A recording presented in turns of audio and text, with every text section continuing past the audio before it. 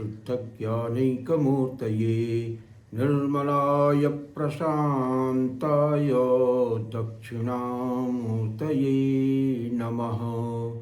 चित्घनायमशेषाय वटमूलनिवासिने सच्चिदानन्दरूपाय दक्षिणामूर्तये नमः। ईश्वरो गुरुरात्मेति मूर्तिभेदविभागिने व्योमवद्व्याप्तदेहाय दक्षिणामूर्तये नमः। विघ्नेश्वराय वरदाय सुरप्रियाय लंबोदराय सकलाय जगद्धिताय नागाननाय श्रुतियज्ञविभूषिताय गौरीसुताय गणनाथ नमो नमस्ते। ओम नमः श्री गुरुवे शिवाय। ओम नमः श्री परदेवताय। So friends, Vande Mataram. पिछले वीडियो में हमने आप लोगों से वादा किया था कि आगे चल के हम लोग यौगिक एनाटॉमी और यौगिक फिजियोलॉजी के बारे में कुछ बातें करेंगे। तो यौगिक फिजियोलॉजी और यौगिक एनाटॉमी में इस शरीर की और शरीर की क्रियाविधि का जिस तरह से वर्णन किया गया है वो ये जो मॉडर्न बायोलॉजी है उससे थोड़ा सा अलग हटके है।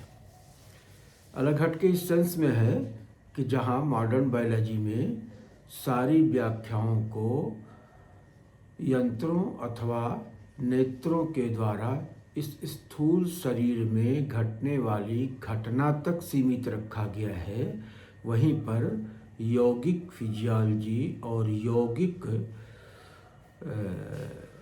एनाटॉमी की जहाँ तक बात है तो उसको समाधि की दशा में ऋषियों ने जैसा अनुभव किया उस अनुभव के आधार पे इस मानव शरीर की और इसके क्रियाविधि का वर्णन किया गया है।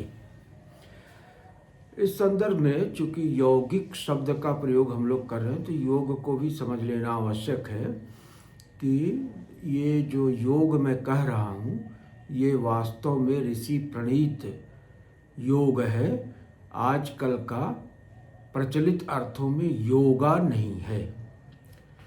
जब मैं योगा कहता हूँ तो मेरा आशय यह है कि आजकल जैसे योग का प्रयोजन ही जो मूल ये जो ऋषि थे उनके द्वारा जो बताया गया प्रयोजन है उसकी तुलना में काफ़ी हटके हो गया है, क्योंकि आज योग जो है वो टूल ऑफ फिटनेस हो गया है ना। विभिन्न प्रकार की फिटनेस का कारण हो गया है, शरीर को निरोग रखने का माध्यम हो गया है, सिक्स एब्स बनाने का माध्यम हो गया है और तमाम पता नहीं कितने कितने प्रकार की शक्तियों को बढ़ाने का ये हो गया है। एकाग्रता बढ़ाने का, कार्य क्षमता बढ़ाने का, दक्षता बढ़ाने का, ये सारा कुछ हो गया है। लेकिन ध्यान रखने की बात यह है कि ये सब योग के बाई प्रोडक्ट हैं। मैं ये नहीं कहता कि ये सब योग से नहीं होता है या ये सब योग से होना नहीं चाहिए। ये सब योग से होता भी है और होना भी चाहिए, लेकिन योग जो है इन सारे प्रयोजनों की सिद्धि तभी तक कर सकता है जबकि योग का जो मूल अर्थ है और मूल भाव है और इसका जो मेन प्रोडक्ट है वो मैन्युफैक्चर होता रहे। अगर योग अपने मूल भाव से ही हट जाएगा तो फिर ये जो साइड प्रोडक्ट हैं, बाई प्रोडक्ट उसके हैं, वो हमें बाई प्रोडक्ट भी नहीं मिलेंगे। बाई प्रोडक्ट का मतलब हो गया कि जब तक मेन प्रोडक्ट बन रहा है तो मेन प्रोडक्ट बनने के साथ साथ कुछ और भी प्रोडक्ट उसमें से निकल जाते हैं जिनको बाई प्रोडक्ट कहते हैं। तो ये हेल्थ हो गया, फोकस हो गया, मेडिटेशन हो गया, इन्हेंस पावर हो गया, चाहे वो मेंटल हो चाहे फिजिकल हो, तो ये सारी चीज़ें बाई प्रोडक्ट हैं, मेन प्रोडक्ट नहीं है। और जब तक मेन प्रोडक्ट की मैन्युफैक्चरिंग किसी फैक्ट्री में नहीं होती है तब तक बाई प्रोडक्ट सामने आ नहीं सकता। तो योग शब्द को ऋषियों ने जो है युज धातु से योग शब्द बना है और युज समाधौ समाधि के अर्थ में होता है। तो इसका मतलब होता है कि हमें सामान्य मानवीय चेतना को उसके सामान्य धरातल से उठाते उठाते उठाते समाधि की भूमिका में ले जा कर के प्रतिस्थापित करना है। और जब हम समाधि की स्थिति में इस चेतना को ले जाते हैं तो वही योग है और उसके अनंत फायदे हैं। अब इस अनंत फायदे को माने उस समय पहुंच करके प्रकृति जयी हो जाता है आदमी। न तस्य रोगो न जरा न मृत्यु प्राप्तस्य योगाग्निमयम शरीरम जीवे चिरमति केशजालम। कुंडलिनी जागरण के प्रकरण में कहा गया है ना, उसकी आयु जो है वो कई गुना बढ़ जाती है और वो युवा हो जाता है और युवा की तरह से ही कई सैकड़ों सालों तक वो इसी तरह से विहार करता रहता है। तो ये समाधि की स्थिति है। समाधि की स्थिति में टाइम एंड स्पेस दोनों जो है दे सीज टू ऑपरेट। तो योग को युज समाधौ समाधि अर्थक माने योग का प्रयोजन जब तक समाधि रहेगा, उस भावभूमि में चेतना की संप्रतिष्ठा रहेगी, तभी तक योग के ये साइड प्रोडक्ट हमको मिलेंगे, अन्यथा नहीं मिलेंगे। इसी तरह से योग की जिस तरह से दुर्दशा हुई उसी तरह से चक्र जो था वो चक्र से चक्रा हो गया और चक्रा होने के बाद उसमें पता नहीं क्या परिवर्तन हो गया कि वो फट से आउट ऑफ बैलेंस हो जाता है। और उसमें कुछ एक्सपर्ट्स हैं इंटरनेट पे, गूगल पे और ये क्या नाम से यूट्यूब पे, वो कुछ अपना स्पैनर वगैरह लगा देते हैं, तुरंत उसको बैलेंस कर देते हैं, सब ठीक हो जाता है। तो एनर्जी का उनको बहुत ज़्यादा मास्टरी है। I don't know how it happens, लेकिन ये हो रहा है। कहने का तात्पर्य यह है कि हमारी जो यौगिक शब्दावली में इस मानव देह की संरचना और इसकी क्रियाविधि का वर्णन आता है तो वो थोड़ा सा मॉडर्न बायोलॉजी की क्रियाविधि और इसकी संरचना से अलग है। अब वो है क्या? तो गीता में एक झलक इसकी मिलती है जहाँ क्षेत्र और क्षेत्रज्ञ विभाग की बात होती है कि क्षेत्री अलग है और क्षेत्र अलग है, क्षेत्रज्ञ अलग है, क्षेत्र अलग है। तो जो ये क्षेत्र है, क्षेत्र से उनका आशय इस मानव देह से है, इस शरीर से है। और क्षेत्रज्ञ क्या है? इस शरीर के अंदर इसका जो संचालक, नियंत्रक और स्वामी बन के बैठा हुआ है, जो इसे अपने प्रयोजन के अनुरूप, प्रयोजन की सिद्धि के लिए इसका उपयोग, उपभोग, विनियोग करता है। तो वो क्षेत्र और क्षेत्र की ये दो चीज़ें हो गई। अब ये जो क्षेत्र है, ये क्षेत्र क्या है? तो क्षेत्र जो है प्रकृति समुत्पाद है। प्रकृति समुत्पाद से हमारा क्या आशय है कि ये प्रकृति से समुत्पन्न है। जब हम प्रकृति से समुत्पन्न कहते हैं तो थोड़ा सा हमको प्रकृति के बारे में जान लेना चाहिए कि प्रकृति और कुछ नहीं है, विश्वात्मिकाम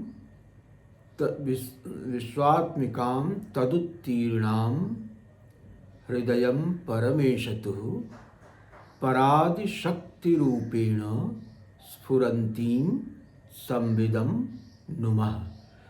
तो ये जो प्रकृति सत्ता है ये परादि शक्ति है, परादि शक्ति है। और शक्ति किसकी है? शक्ति जब भी होगी शक्तिमान की होगी। वो शक्तिमान कौन है? वही परम पुरुष परमेश्वर है, वही शक्तिमान है, वही महेश्वर है, वही परब्रह्म है। तो उसी की शक्ति है अव्यक्त नामनी परमेश शक्ति। और ये जो परमेश की अव्यक्त नामनी शक्ति है वो उसी के अंतस्थल में परादिशक्ति रूपेण स्फुरंतीम संविदम नुमः। संविद के रूप में, अहम वृत्ति के रूप में, मूल स्पंद के रूप में अव्यक्त परमेश्वर के अंतस्थल में अव्यक्त अवस्था में निवास कर रही होती है। और जब उसी को व्यक्त होने की इच्छा होती है तो फिर वो विश्व रूप में परिणत होती है।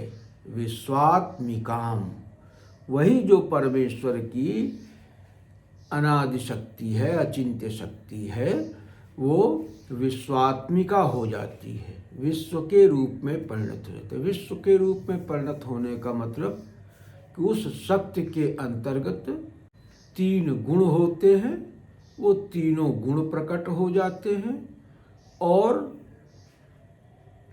इच्छात्मिका, इच्छा ज्ञान क्रियात्मिका हो जाती है। वो शक्ति इच्छा ज्ञान क्रियात्मिका हो जाती है। तो सृष्टि की इच्छा से वो सृष्टि के उपादान का सृजन करती है और सृष्टि का प्रयोजन आनंद का उपभोग है।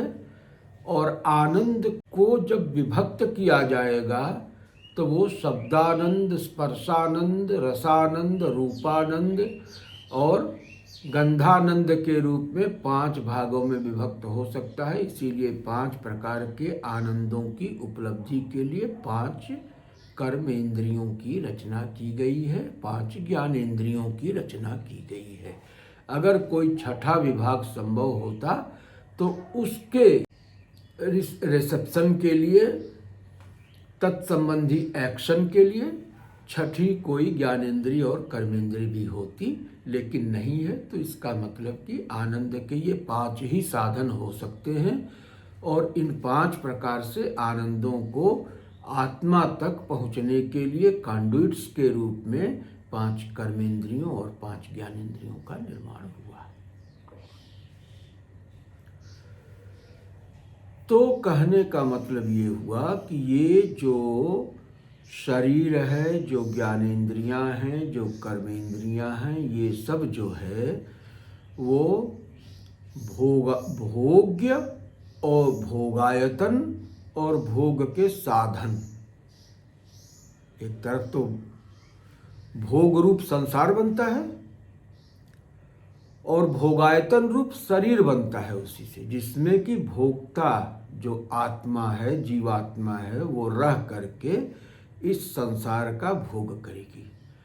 अब भोग करने के लिए टूल्स उसको चाहिए, तो वो ज्ञानेंद्रियां, कर्मेंद्रियां भी प्रकृति से ही दी जाती हैं। अब वो कैसे दी जाती हैं कि जब जो है वो पुरुष की चैतन्य की छाया जड़ प्रकृति में पड़ती है तो सतोगुण वाला जो हिस्सा है प्रकृति का, वो चूंकि निरंजन होता है, निर्मल होता है, पारदर्शी और परावर्ती होता है, तो इसलिए वो उस चैतन्य को अपने अंदर प्रतिबिंबित करता है। तो उस चैतन्य की जो इच्छा थी, उस इच्छा के अंदर आनंदोपभोग की जो इच्छा थी, उसको भी इसने विभक्त करके 5 विभागों के रूप में शब्द, स्पर्श, रूप, रस, गंध के रूप में ग्रहण किया। अब ग्रहण करने के बाद प्रकृति जो है वो पुरुष के उद्देश्य को पूर्ण करने की ओर प्रवृत्त होती है, क्योंकि वो उसी पुरुष की अचिंत्य शक्ति है। तो उसके अंदर अगर कोई इच्छा जागृत हो गई, और वो भी इच्छात्मिका शक्ति का ही कमाल है, तत्चमत्कार इच्छा शक्ति ही। ये इच्छा शक्ति का चमत्कार ही है कि जो इसकी इच्छा परब्रह्म में रिफ्लेक्ट हो रही है और फिर उसने उसको विभक्त करके 5 भागों में देख लिया कि ये 5 चीजें, तो तदनुरूप जो है विश्व की सृष्टि के लिए ये प्रवृत्त हो गई।